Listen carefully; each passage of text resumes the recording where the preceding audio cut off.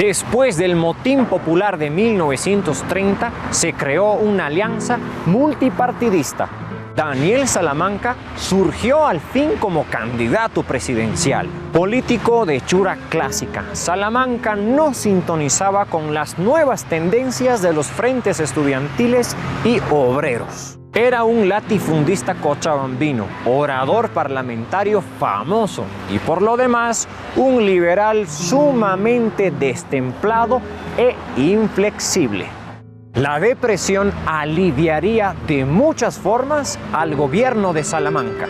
El despido masivo de obreros obligó a muchos mineros a volver al campo, mientras que la depresión se tragaba la mayor parte de las ganancias conseguidas por el movimiento obrero organizado. Los indígenas volvieron a una mayor pasividad cuando se acabó la gran expansión de la hacienda con el fin de la fuerte inversión de capital en las fincas rurales.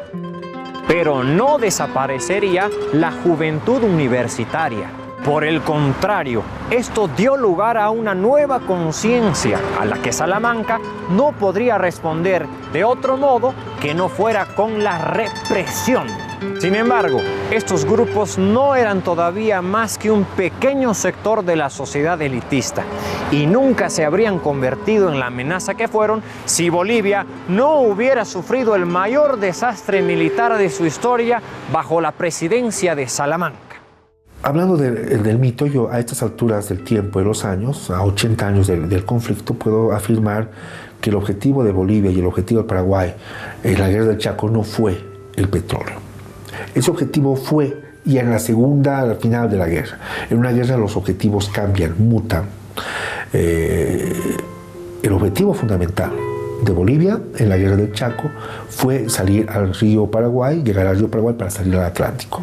O sea, primer objetivo de Paraguay, evitar que Bolivia salga por un dictado geopolítico, simplemente de geopolítica, y el segundo ya del año 33, 34, cuando Bolivia va perdiendo paulatinamente las batallas y va perdiendo y recorriendo su territorio, cuando ya llega a los contrafuertes de la cordillera antes de Villamonte, el objetivo de Paraguay, obviamente el primer objetivo para ellos había sido ya cumplido, el segundo ya era adueñarse del petróleo.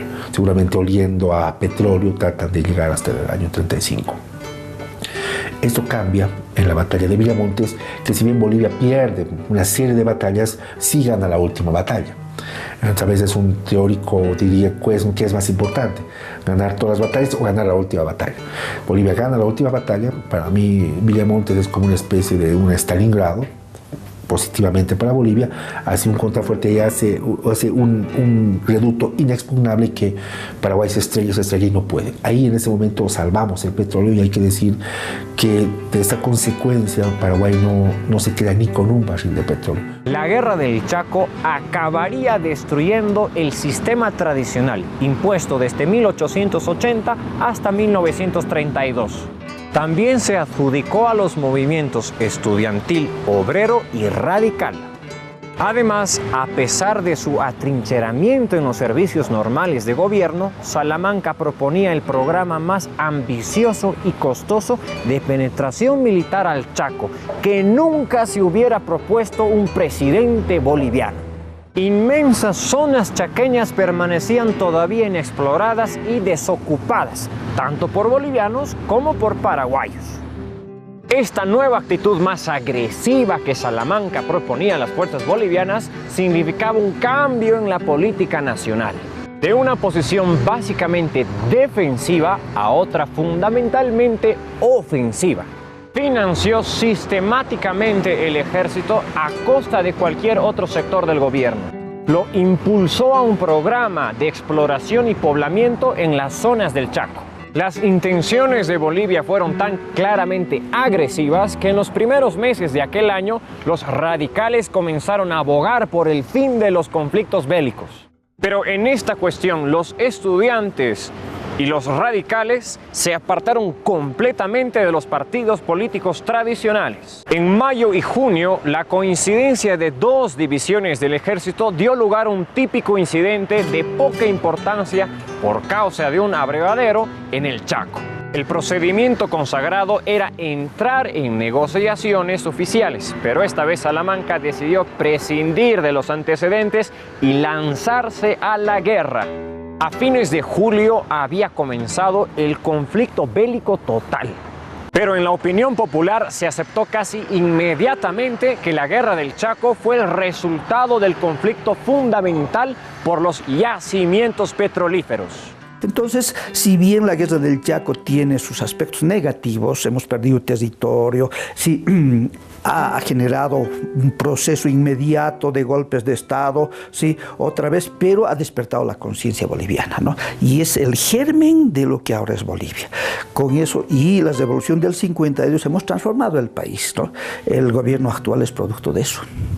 Y por eso es que si la Guerra del Chaco no se puede entender después de los años importantes de la Revolución Nacional, no hubiera existido Revolución Nacional, no hubiera existido estos cambios, voto universal, estas transformaciones, abolición del pongueaje, tantos logros importantes que son los primeros que se hacen en el continente, sin esta enseñanza, sin este despertar tan profundo, pero al mismo tiempo tan doloroso que fue la Guerra del Chaco. Los protagonistas de esta guerra fueron la Standard Oil de Nueva Jersey, que apoyaba las pretensiones bolivianas, y la Royal Dutch Shell instalada en el Paraguay.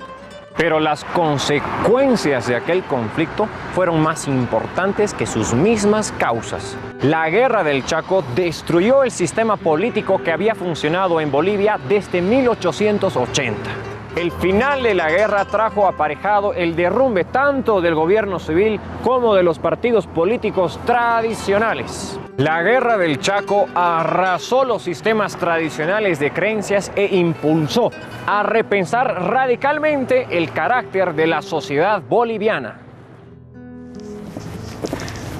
Amigas y amigos, de esta manera finalizamos con el programa de hoy. La siguiente semana, el reencuentro. Los estaremos esperando a todos. Soy Roberto Nanetti. Ha sido un gusto compartir con ustedes este momento. Adiós.